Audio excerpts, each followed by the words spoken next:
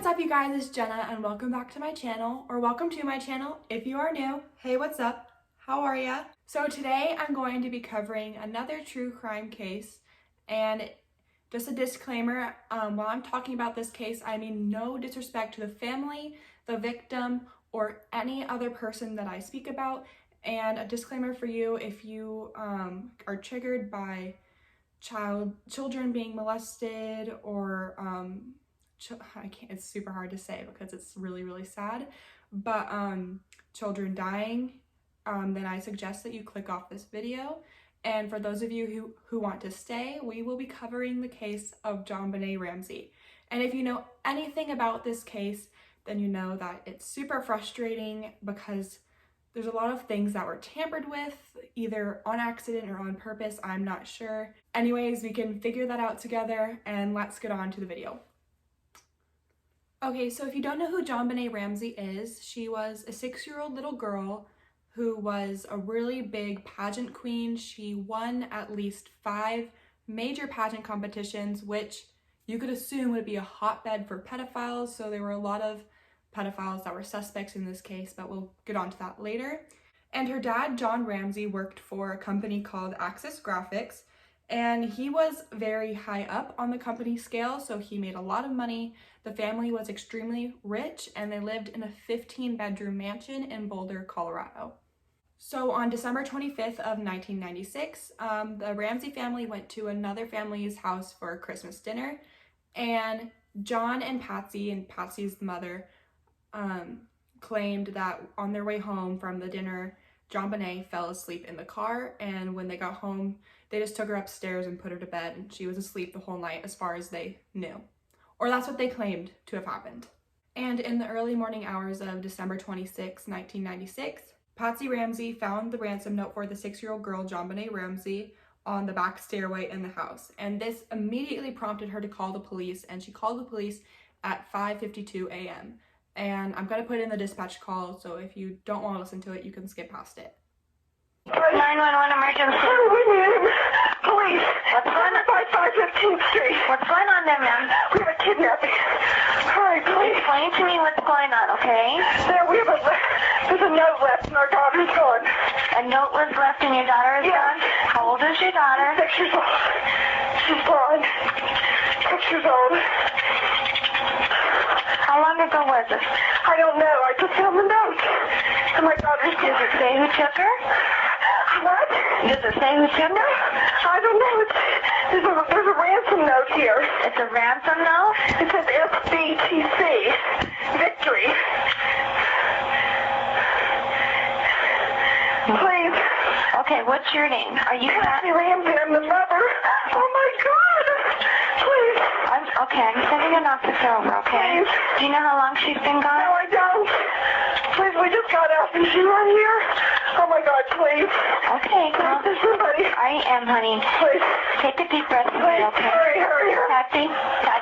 Okay, so right after they called the police, the family invited a lot of people over to their house, which is a little odd, but if you think about it, if you think that your daughter is missing, you would want a lot of people to come to your house to help find her, set out a search party and whatnot. However, this did tamper a lot with the evidence since the crime scene does end up being at the house. All those people going to their house added a lot of different DNA, a lot of different footprints, and they could have moved things around the house, and it just kind of messed up the crime scene a lot.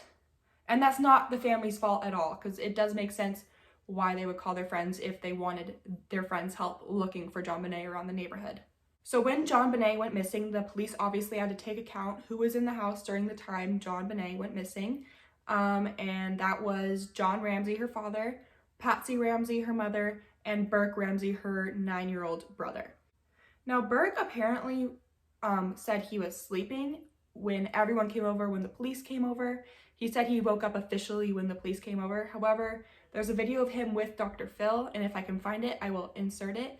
And he is saying that he remembers his mom frantically going into his room looking for JonBenet, and honestly, she was probably checking to see if he was there too,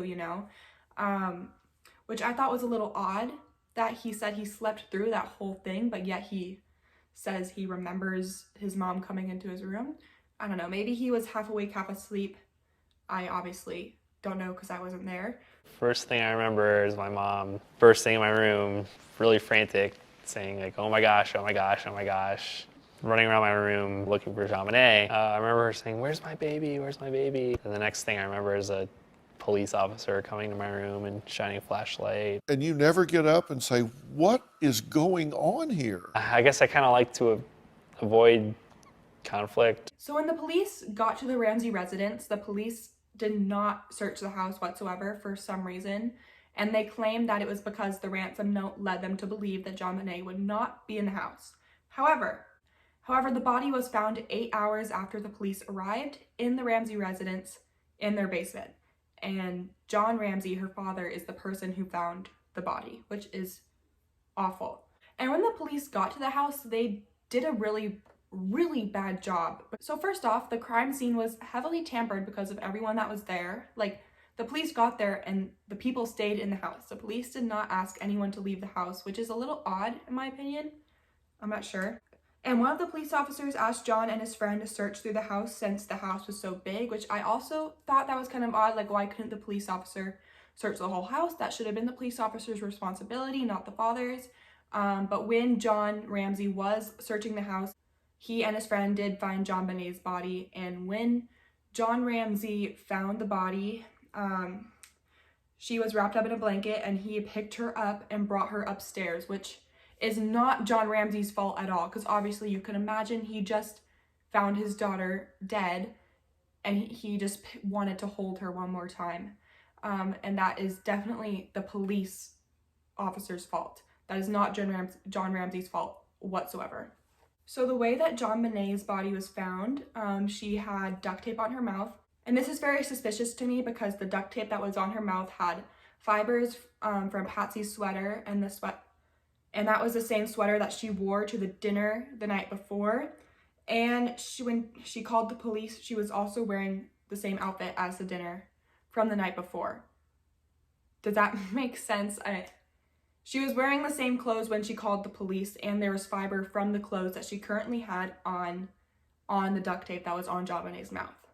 I hope that makes sense. But obviously police and other people noticed this, and she claims that she just put her clothes back on, which is odd. Like, if you were, I say odd, it's because it's odd.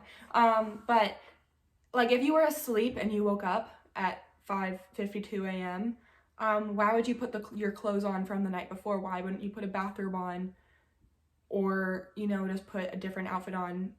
Because by the time she woke up, she apparently did not know that her daughter was dead, or missing. So yeah, I just thought that was a little odd. Anyways, JonBenet also had a smooth cord around her neck, and it was obvious that she was strangled and hit in the head with a heavy object, and she also had marks and signs of sexual abuse on her body. And once JonBenet's body was found, the Ramseys completely stopped cooperating with the police. They wouldn't do any interviews with them. However, they did do an interview for a television show, and if I can find the clip for it, I will insert it here. But when they did the interview for the television show, they did not tell their lawyers or the police that they would be doing this interview, which is kind of important to tell the police and your lawyers that you're going to be talking about a case that you are a suspect in. So one of the reasons we asked you all to be here this morning is that we need your help from this moment on. I know you have been diligently covering this case, and we have appreciated some of what you've said. I have to be frank, not all of what you've said. But we need to all work together as a team, and we need your help. Some of you may have seen the ad that we placed in our local Daily Camera newspaper this past weekend. This reward money has been offered since the death of JonBenet, but we felt like it wasn't getting out to the public enough. So this ad with her most recent kindergarten picture will be appearing more and more frequently. And what we want to let everyone know is that this $100,000 reward is for information leading to the arrest and conviction of the killer of our daughter. We feel like there are at least 2 people on the face of this earth that know who did this, and that is the killer and someone that that person may have confided in. And we need that one phone call. We need the one phone call to this number that will help the authorities come to a conclusion to this case. Please, please, if you know anything, I beg you to call us. So eventually, JonBenet Ramsey's death was ruled a homicide, and the autopsy claimed that she was bludgeoned to death. However, the county coroner ruled that she died due to asphyxiation from being strangled. And there was a paintbrush from Patsy's hobby kit that was used to tighten the cord that was used to strangle her. And also, experts say that the strangulation happened 45 to 2 hours after JonBenet Ramsey was hit in the head. Remember that. There was also DNA found on JonBenet's underwear that is still unknown to this day, and it apparently belongs to one unidentified man. So this was the evidence found at the scene. There are 2 sets of unidentified footprints, a rope found by JonBenet's bedroom that did not belong to the Ramseys, apparently. There was no footsteps in the snow outside of the house and no sign of forced entry. However, there was not a lot of snow outside the house. I watched news clips and there were only patches of snow. So there could have been someone who just walked into the house. There was a heavy-duty flashlight found in the kitchen, and the Ramseys claimed that it did not belong to them. However, it did fit the description of the murder weapon. And there was a bowl of pineapple and milk on the dining room table, which is another thing that's odd because that is JonBenet Ramsey's favorite dessert. And the fingerprints on the bowl were from Patsy and Burke. And another thing that's kind of odd is there were remnants of undigested pineapple found in JonBenet's stomach during her autopsy. All right, so let's get on to this mysterious ransom note. So whoever wrote the ransom note requested $118,000 for JonBenet. And this ransom note was super long, drawn out. It was like 3 pages long, I think, which is really long for a ransom note. It was signed SBCT, which to this day still remains a mystery. And what's super, super odd, this is what makes people think that this is a hoax, that this ransom note is not real, is because the sum that was requested in the ransom note is the exact amount that John Ramsey received for a Christmas bonus that year. Another thing that I question is why wouldn't the people writing the ransom note ask for more money? It's because, you know, John Ramsey is extremely, extremely rich, and they literally, it's just something in this case that's very frustrating to me, and it makes me point my fingers towards the family, because how would the person writing the ransom note know the exact amount of money that they got in their Christmas bonus? However, there are a lot of suspects outside the family that I will talk about later that are very, very suspicious.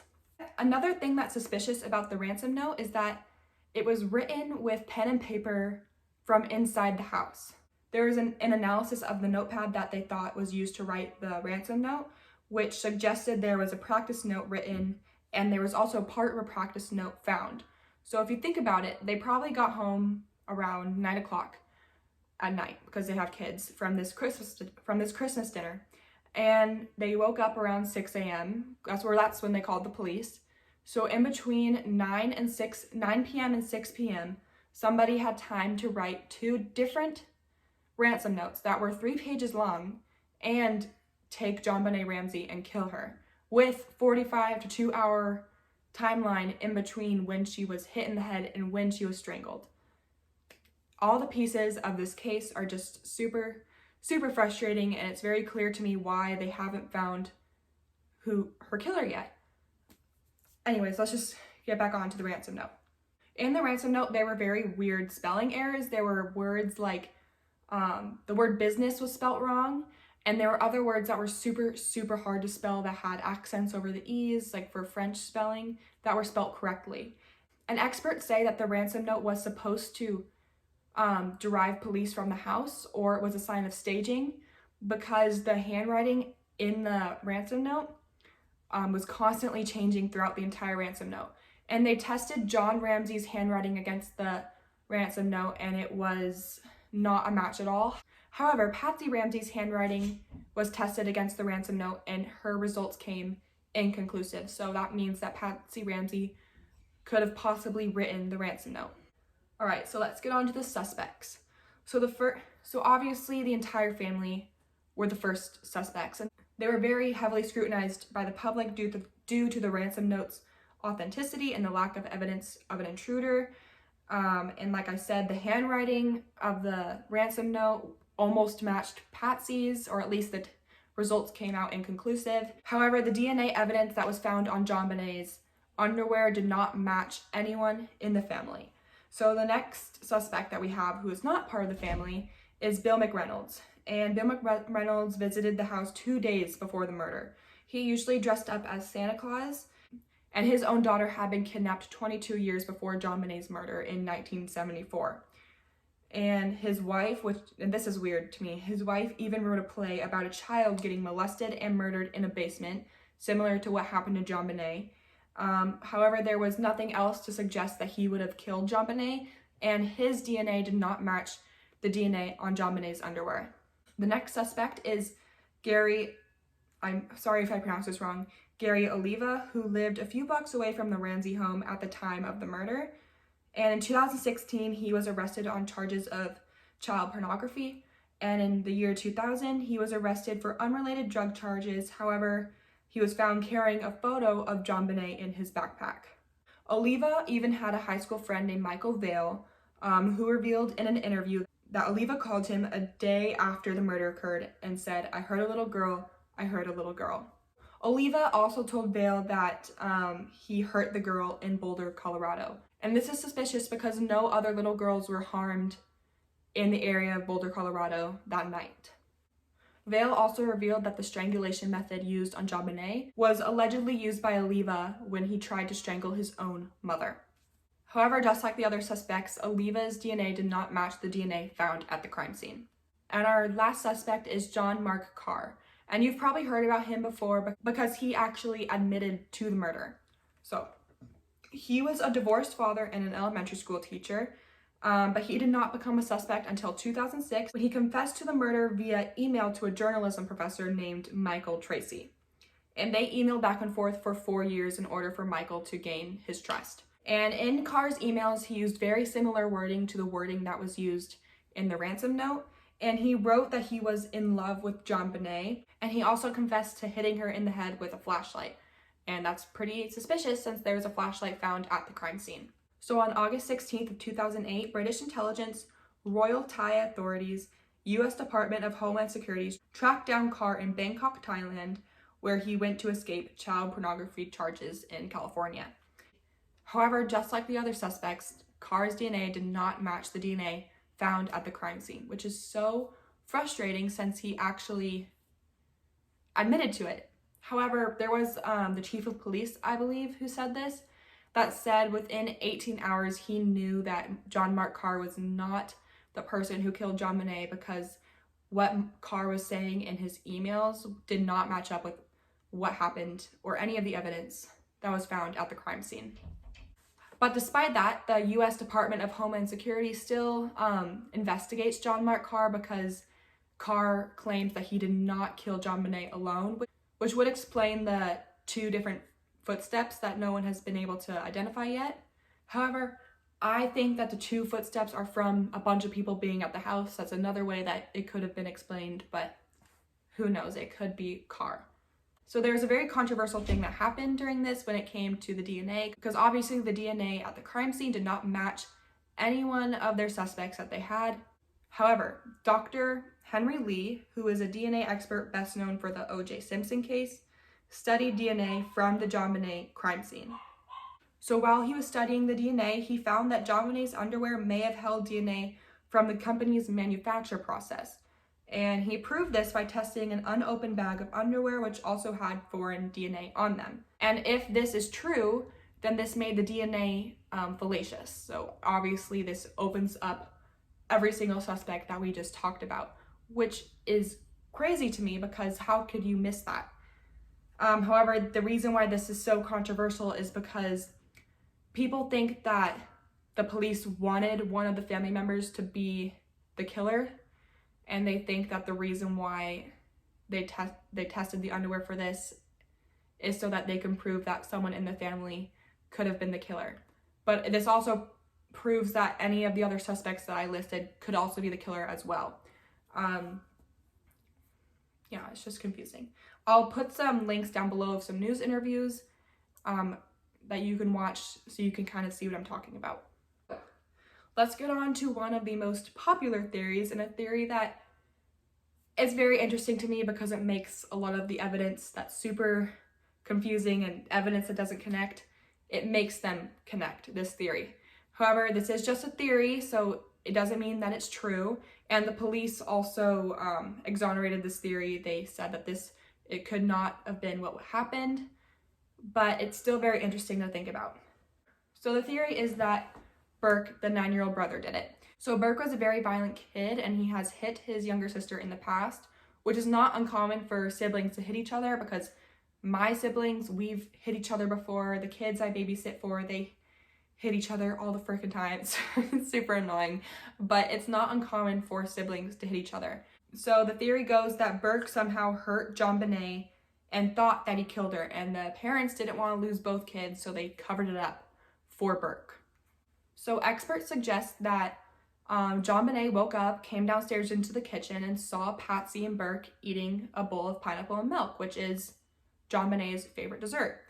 And she possibly could have taken a piece of pineapple out of the bowl with her fingers, you know, like this, which would explain why her fingerprints were not on the bowl. And Burke probably got mad at her for taking his food. So Burke grabbed the flashlight that was on the counter and hit her in the head with it because he was angry at her. And this accidentally knocked her unconscious. However, Patsy thought that he killed her. So they decided to stage the rest of the murder. And this would explain why the strangulation happened 45 to 2 hours later, which is so horrible if this is what actually happened, because their daughter wasn't dead, but they thought she was, and they were the ones that actually killed her by asphyxiation.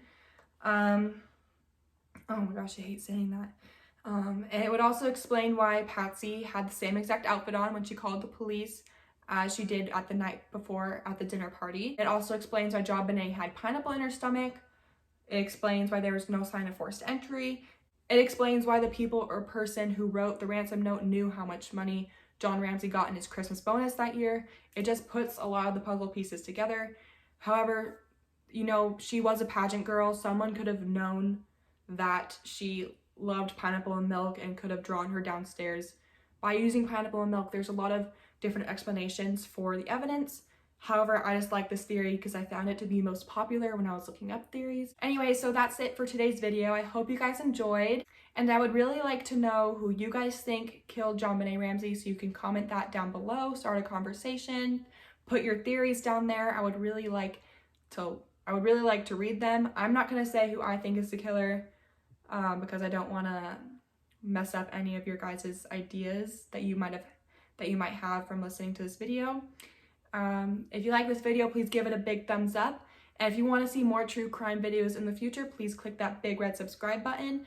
I also do fashion content and reaction videos that are super fun, so stay tuned for those in the future. If you want to follow me on Instagram, you can do so at jenna.priest. I'm going to be doing a capsule wardrobe on my Instagram pretty soon because I'm moving. As you can see, my background is a lot different from my room tour. And I hope all of you guys have an amazing day and stay safe. And of course, stay stylish. Bye!